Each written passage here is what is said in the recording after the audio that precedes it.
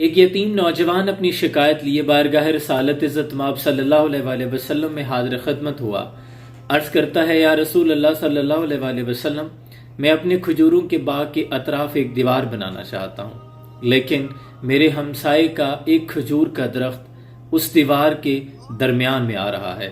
میں نے اپنے ہمسائے سے یہ گزارش بھی کی ہے کہ وہ اپنا کھجور کا یہ درخت مجھے ہدیہ کر دے تاکہ میں دیوار سیدھی بنا سکوں، لیکن اس نے انکار کر دیا۔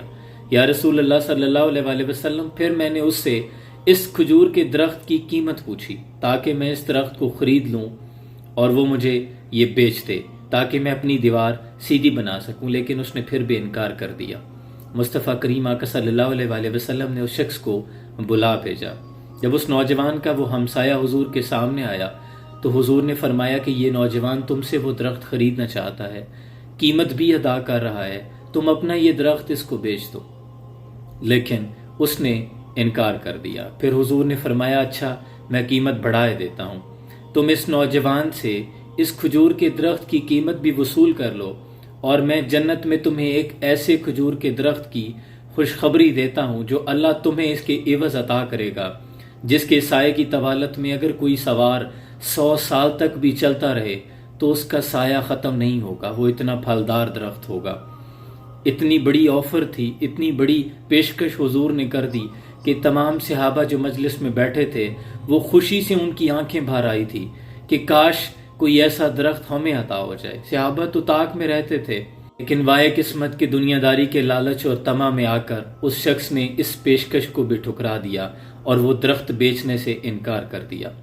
اتنے میں ایک صحابی جو مجلس میں بیٹھے تھے، ان کا نام ابو دہدہ رضی اللہ تعالیٰ عنہ، اٹھے اور حضور کی خدمت میں حاضر ہوئے۔ عرض کرتے ہیں، آپ پر میرے ماں باپ قربان یا رسول اللہ، میرے بیوی بچے قربان، میری جان میری روح قربان۔ حضور، اگر یہ درخت میں خرید کے آپ کی خدمت میں پیش کر دوں تو کیا مجھے بھی جنت میں ایک ایسا درخت عطا کر دیا جائے گا؟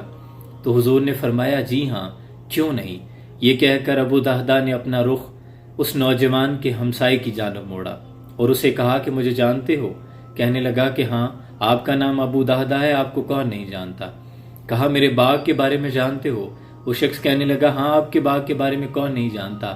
آپ کے پاس 600 کھجوروں کا ایک ایسا باغ ہے کہ جس کی کھجوریں کھانے کے لیے تاجر انتظار کرتے ہیں۔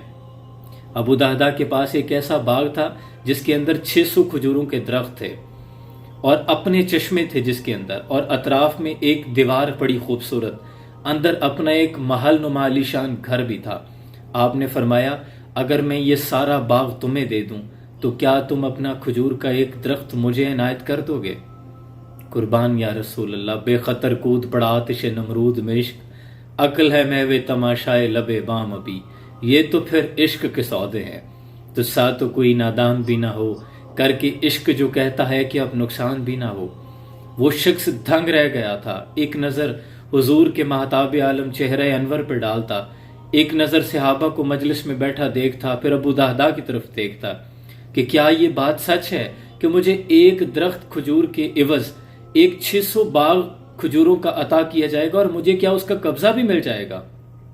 مجلس میں بیٹھے تمام صحابہ نے اور حضور نے اس بات کی گواہی دی اور وہ شخص مان گیا۔ سودا مکمل ہو گیا تو ابو دہدہ نے حضور کی جانب دیکھا اور عرض کرتے ہیں، یا رسول اللہ صلی اللہ علیہ وآلہ وسلم، میرے ماں باپ قربان، حضور یہ کھجور کا درخت میں آپ کی نظر کرتا ہوں۔ حضور کے چہرے پہ تبسم آیا۔ قطرے کو سمندر، ذرے کو ستارہ کرتے ہیں، کونین کو خم آ جاتا ہے جب زلف سنوارا کرتے ہیں۔ وضحیٰ کے چہرے پر مسکراہٹ آئی۔ حضور نے فرمایا کہ ابو دہدہ، پہلے ایک درخت کے بدلے ایک درخت تھا، لیکن تو نے چونکہ پورا باغ دے دیا ہے، اب میں دیکھ رہا ہوں کہ اللہ نے تجھے جنت میں کھجوروں کا ایک ایسا لدا ہوا پھلوں سے باغ عنایت کیا ہے کہ جس کی تعداد لامحدود ہے۔